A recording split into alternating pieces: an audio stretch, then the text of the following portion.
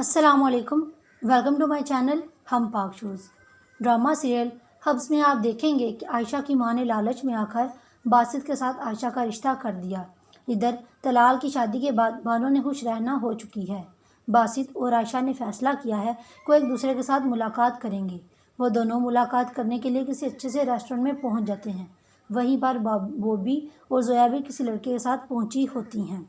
वो दोनों आयशा और बासित को देख लेते हैं। आयशा और बासित एक दूसरे के साथ बहुत खुश होते हैं कि यहीं पर बासित कहता है कि मैं 9 साल का था कि मेरी माँ मुझे छोड़कर चली गई। उसके बाद मुझे बहुत सारी परेशानियों का सामना करना पड़ा। अब्बू जान की भी तबीयत ठीक नहीं थी और वो इस दुनिया से चले गए और इसके बाद मुझे मेरी माँ का प्यार ना मिला।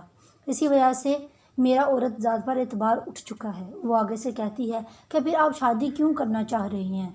वो एक दूसरे के साथ बातें कर रहे होते हैं कि पीछे बैठे बानो और जोया इन दोनों को देखकर बहुत खुश होते हैं और इनसे मुलाकात करने के लिए इनके पास बॉबी आ जाती है। बॉबी कहती है, अस्सलाम वालेकुम, आप सुकून से बैठे हैं, बहुत अच्छे लग रहे हैं आप एक दूसरे के साथ। यूँ बॉबी और जोया आयशा और बासित को एक दूसरे के साथ देखकर खुश होती हैं। इधर बानो और तलाल की मुलाकात होती है। बानो मुस्कुरा रही है। तलाल परेशान हो चुका है शादी के बाद, लेकिन बानो को किसी किस्म की भी अब कोई परेशानी नहीं है। बानो कहती है कि शायद इसी को नसीब कहते हैं। तुम्हारे हाथों की लकीरों में मुझसे पहले किसी और का हो जाना लिखा था। लेकिन तलाल कहता है कि बस अम्मी जान की ज़िद की वजह से मैंने ये शादी की है। और सादिया आंटी आयशा के साथ ऑफिस में मुलाकात कर रही हैं और इसे कह देती हैं कि मुझे तुम बिल्कुल पसंद हो अपने बेटे के लिए, मैं तुम्हें सिलेक्ट कर रही हूँ। आयशा भी बहुत खुश हो रही है कि उसकी शादी बासित के साथ हो रही है।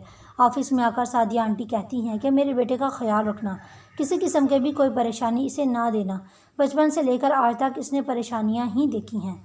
इधर जब बासित को पता चलता है कि इसकी माँ आयशा से मुलाकात करने गई थी, जब भी वो सामने आई हैं, बासित कहता है कि लगता है आपकी इंक्वायरी अभी तक ख़त्म नहीं हुई।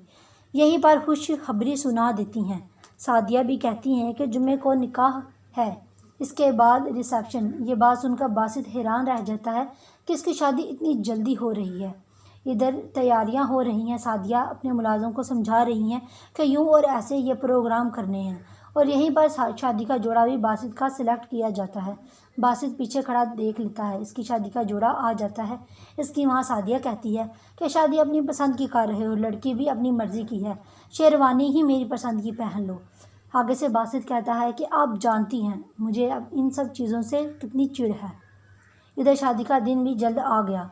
सादिया कहती है कि लड़की का क्या लगना, जिन हालात में भी हो रही है शादी, वो मत करना जो मैंने किया था। आगे से बासित कहता है कि यहीं पर इसकी माँ और बासित कहता है कि मैं कभी भी ऐसा नहीं करूँगा, आपकी तरह का नहीं हूँ।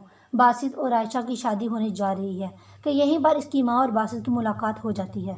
आयशा की माँ बासित को कहती है कि शादी को लेकर हम दोनों ने के बीच में जो भी तय हुआ, इसका जिक्र आयशा के साथ मत कीजिएगा।